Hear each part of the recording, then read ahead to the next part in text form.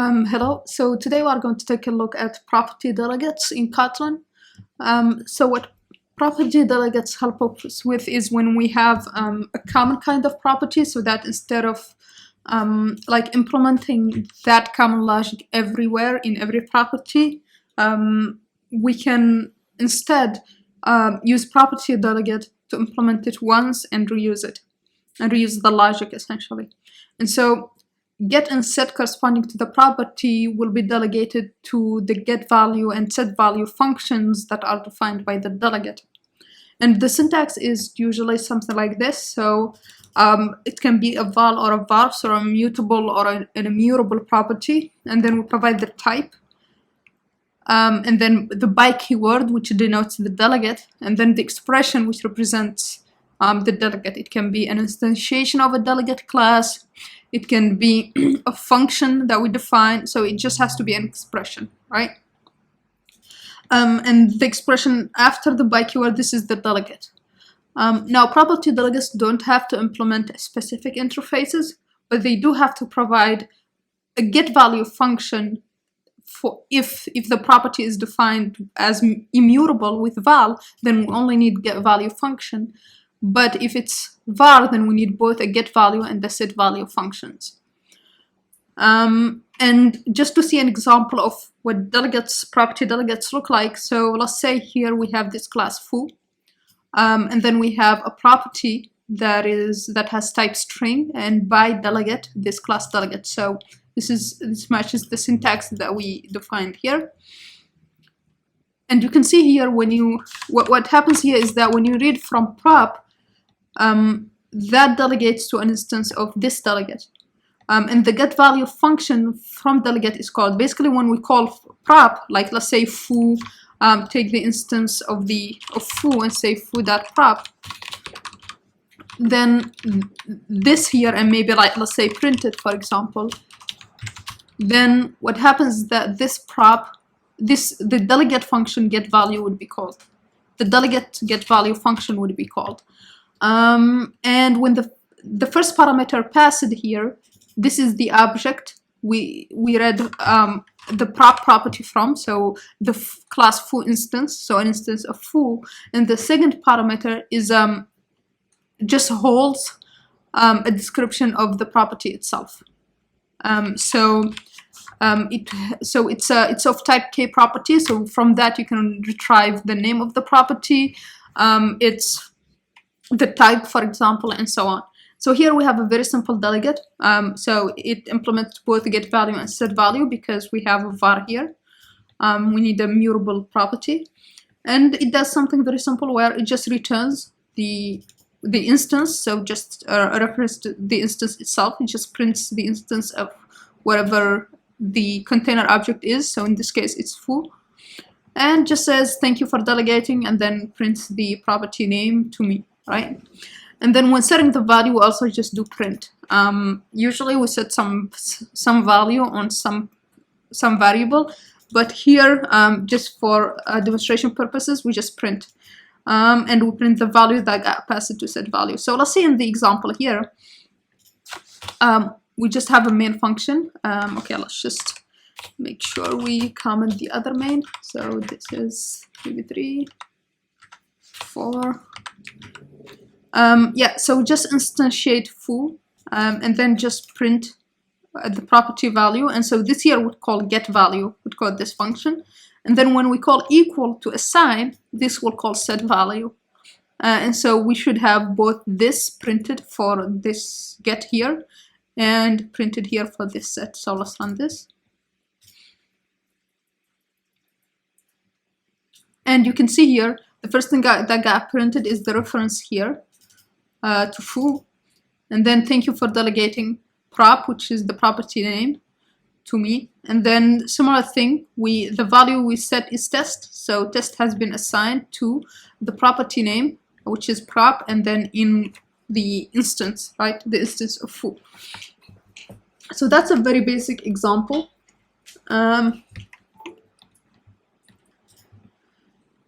Another thing that is possible with property delegates is to delegate to another property. And so a property basically can delegate its getters and setters to another property, not just to a delegate class like here. And this delegation is available for top level and class properties, so for member and extensions, properties that are extensions as well.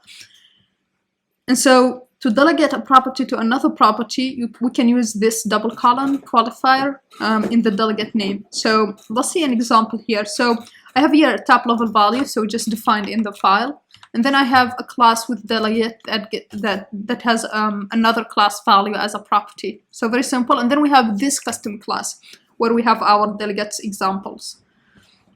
And so this custom class just has a member val property and another class instance, which is of type this class with delegate. And the first example we can see here is we can delegate to a member property value. So here I have property delegated to member. So you can see here the value is int, and I'm saying by this member val. So I'm just delegating here its get and it's set to this property, which is a property of the class. So you can see I'm delegating one property of a class to another member property, right? The second example is delegating to a top level value. So we take here this property, prop delegated to top level from custom class, and we just say that it delegates its get and its set to this top level value. And to reference this top level value, we just use the double colon, and that's pretty much it. And then we reference the top level value. By the way, this double colon is just a member reference, so it's a way to reference properties and top level values like this. We use a similar thing to reference classes and functions as well. Now, delegating to another class's value, so we have this another class instance here that has a property another class value, and so we can actually also delegate to that. So we can say by and then another class instance, so this value of the instance here, and just reference using the double colon again this another class value, and we delegate to that. And we can even like have an extension property here on a class, like here in a custom class, and we can delegate that one. So we can say, let's have this extension x delegated, and then let's delegate it to top level value. So when we call get on this one, let's actually do an example here. Let's do main, and let's comment this one. Let's change it so that it's not main. Okay, and then here, let's just say, let's just print it and see. We should get, maybe let's make this 10 so that it's not the default int value. So if we print ln, of course we need an instance. So let's say 2 and then class with delegate, say it has 4, something like that. And then get the extension. We should get 10, right? Because the get value should call this one. And so that's what happens. And we can even, so you can see it delegates its get to that one. We can even do something like set it. So set this, let's say, to 12. So now we should get 12 instead. And that happens there as well. And if we print the top level value afterwards,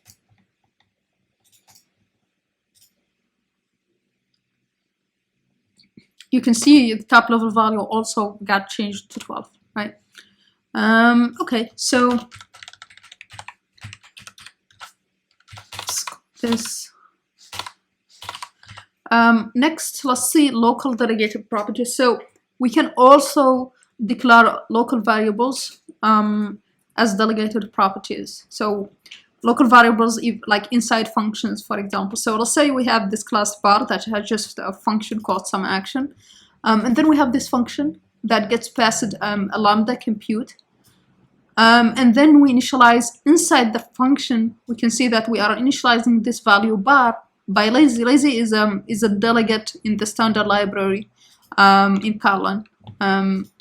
So we can see here, and it gets passed like a function that is just expensive, so that it gets called only once, only the first time. Next time it will just reuse the whatever the result of compute is.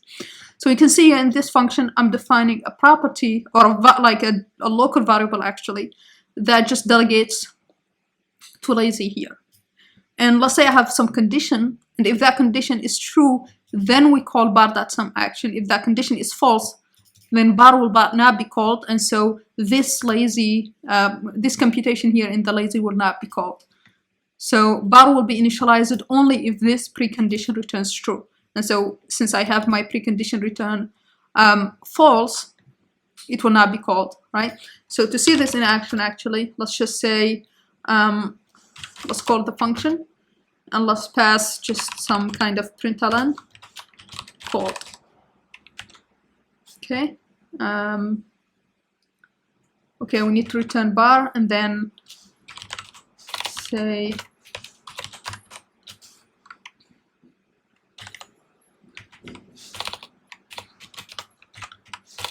okay. Okay, let's see if this will get called, since precondition returns false, so it should not be called.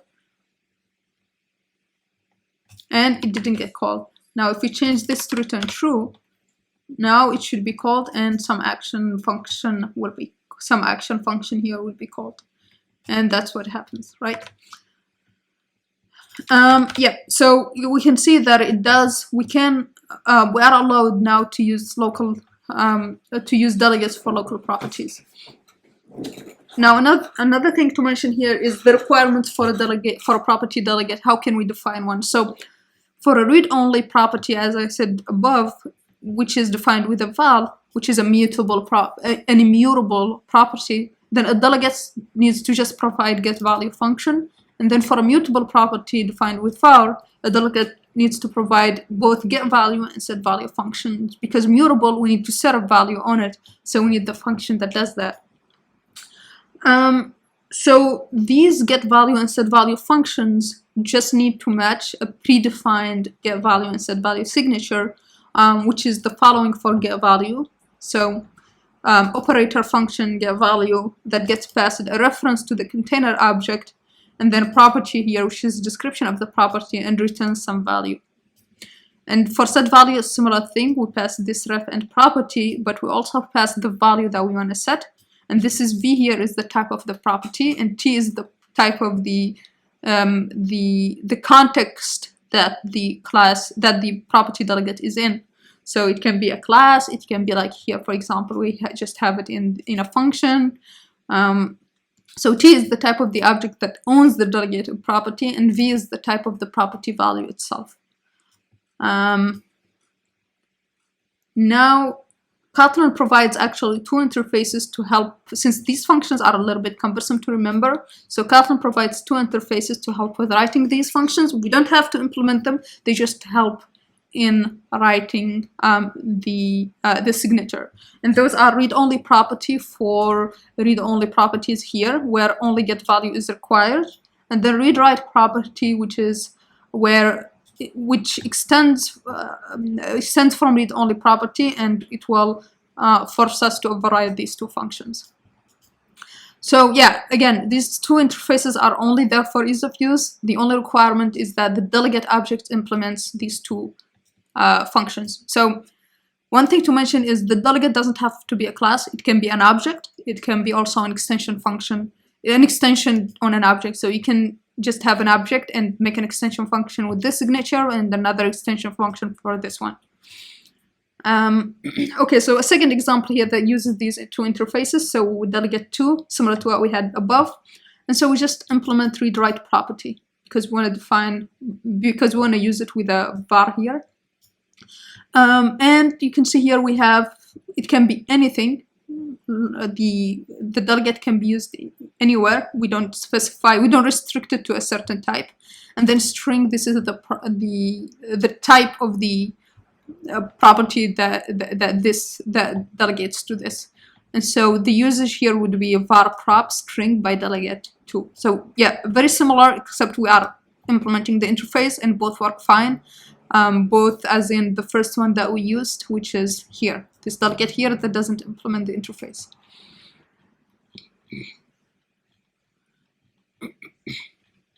Okay, so similar thing here, we can just run the example. So should do a very similar thing to what we had before.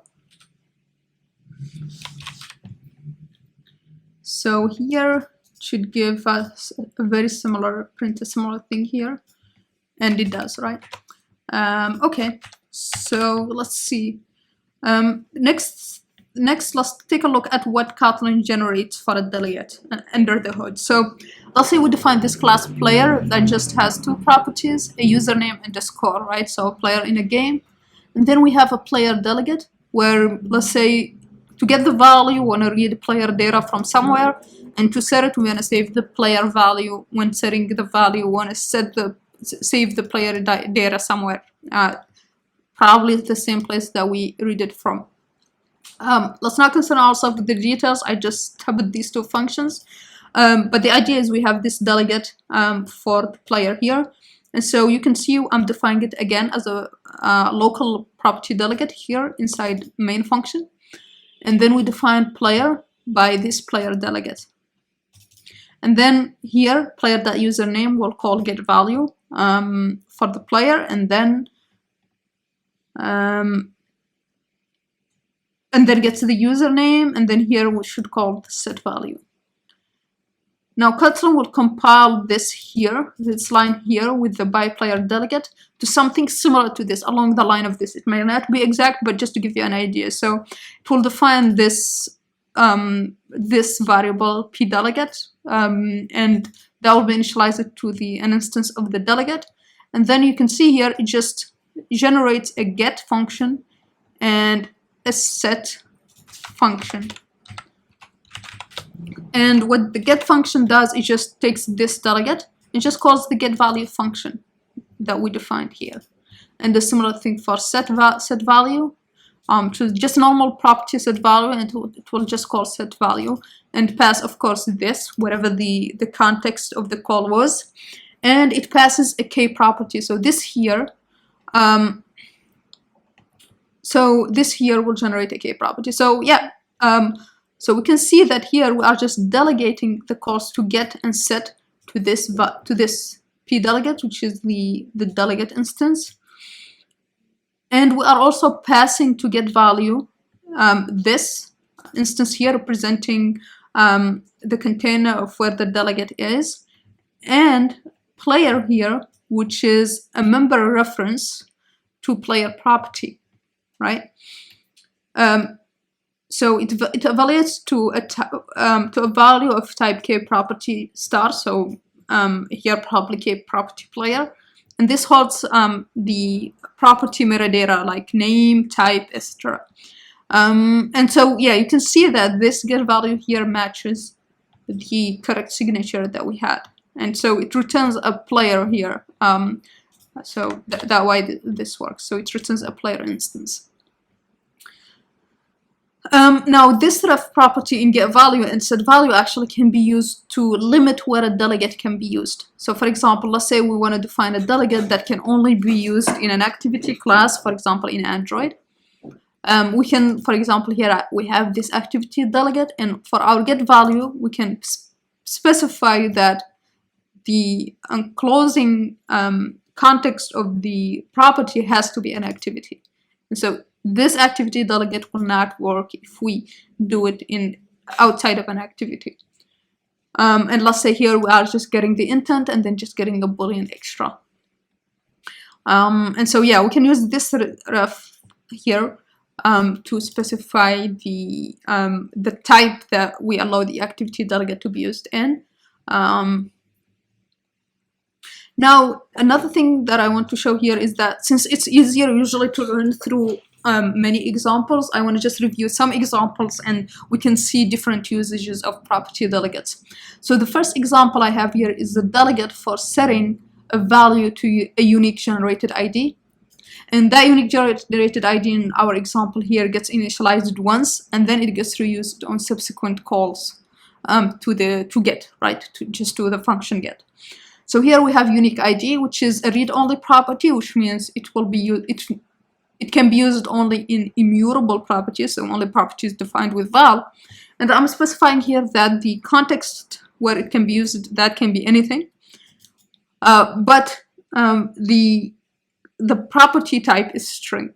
And then we have this private value that we set inside the delegate. And then we have the usual get value that we override. We don't override set value because this is a read-only property.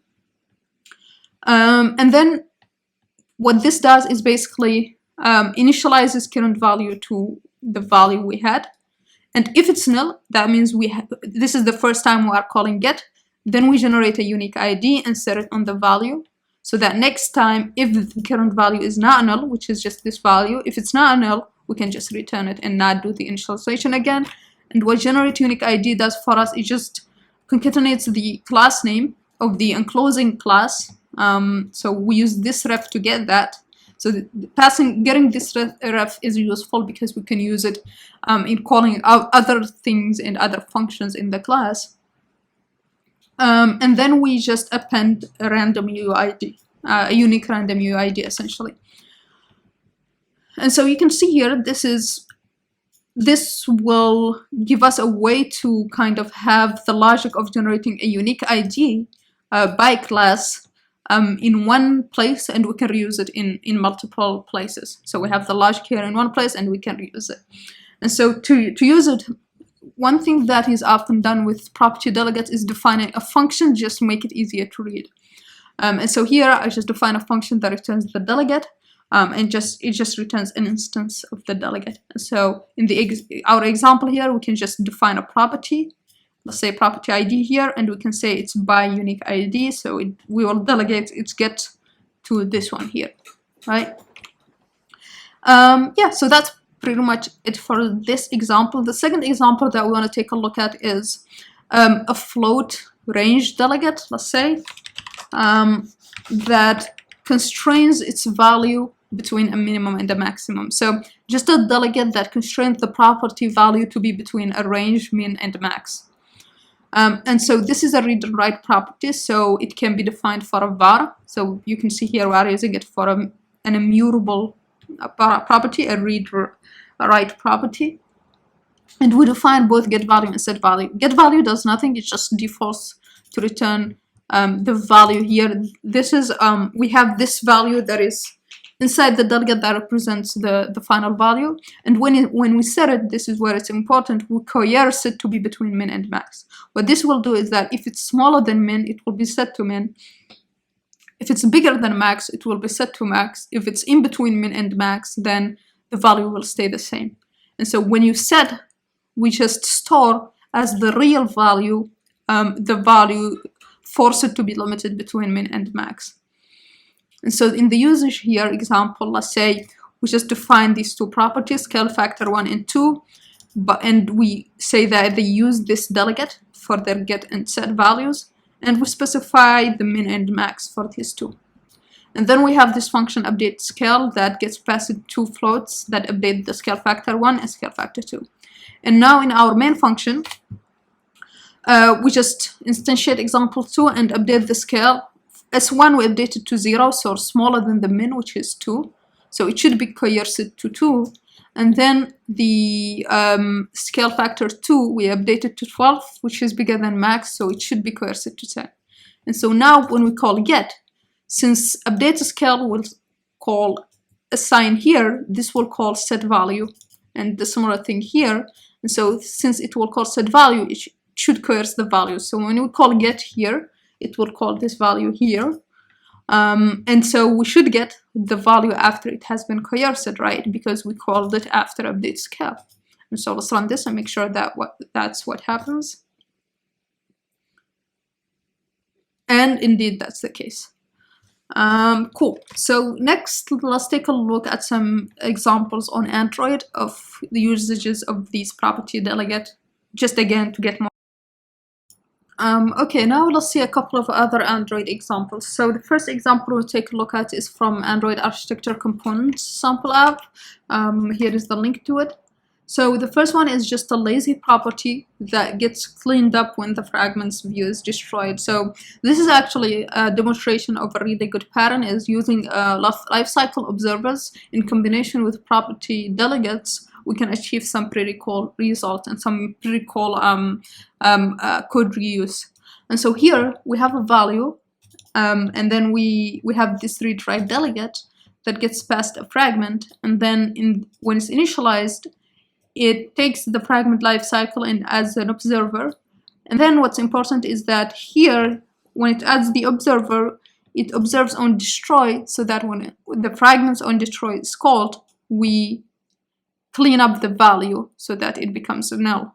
So this will allow us a way to just have this drag and drop it in any place and not have to remembering on destroy to null out this value here. And so the get value does nothing except like return that value. Set value sets the value, but the most important, both get value and set value just do the default thing. They just do it on this backing value property here. And then what's important is that when on destroy is called, we null out this backing property, so that next time get is called, this is null. And we define a helper function here just to make it easier to use, like we saw before. And all this does is defines this auto-cleared extension on fragment. And the result of that is, it gives us an instance of auto-cleared value that gets passed the fragment. And the uses would be, let's say we are in a fragment context, we just say some view or some binding or something that we want to clear when the fragment is destroyed, and just we say by auto-cleared, which we'll call this function, and returns the delegate that this will delegate its get value and its set value too. The second example is just a simple view delegate that invalidates using post invalidate on animation when the property is set. So let's say a property changes the UI and we want to call this post invalidate to update.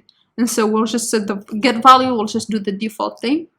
But set value will set the value, but as a side effect, it will call post invalidate on animation. So every time we call foreground x equal to some value, this will get called. And you can notice here, for example, here we did implement the interface, here we didn't, and so both work actually fine, as long as the signature is correct. The third example is with shared preferences.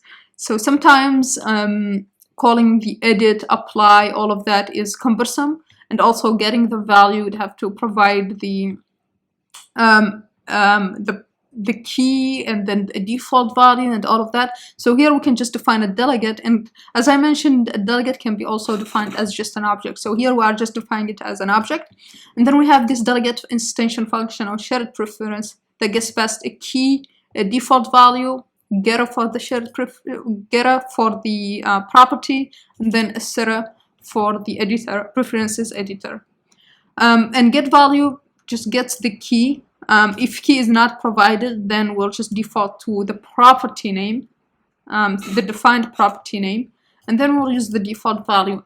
And to set the value, we do the usual boilerplate of adding a value to the preference, which is edit, and then call the setter that sets the property with the value, and then we apply. What's good about this getter and setter is that this makes it extensible to all the different primitives types. So here, for example, I can add an extension for int to add an int preference property or an int preference value, and so we provide the key, which is optional here because we default the property name and the default value, and then here we just pass it to this delegate function. And you can see shared preference now. For the getter we use get int, and for the editor we use put int, right, for the setter, because preferences have different values for different primitives. And we do a similar thing for long. For the getter we pass get long, and for the editor we pass put long. And we can do a similar thing for string, boolean. You can define for all the other primitive types. And so you can see here, this makes it that next time we can just do by delegate for whatever preferences, and we can just pass the key up if we want, and the default value, and that will be pretty much it. So we can just say by int. So the users would be something like param, let's say by int, and then we can just use param as the key for the preference, for example, and then the default value we can just pass as 2. And then we can do something similar for long. So we just use this and we say by long, since this returns a read-write property. Yeah, so pretty simple, and it allows for, instead of doing edit, that's put int, that apply every time, you can just abstract it into this one place. Yeah, so hope these multiple examples give you an idea on what you can accomplish with property delegates. Stay tuned for more on these, and thanks for watching, and see you in the next one. Bye.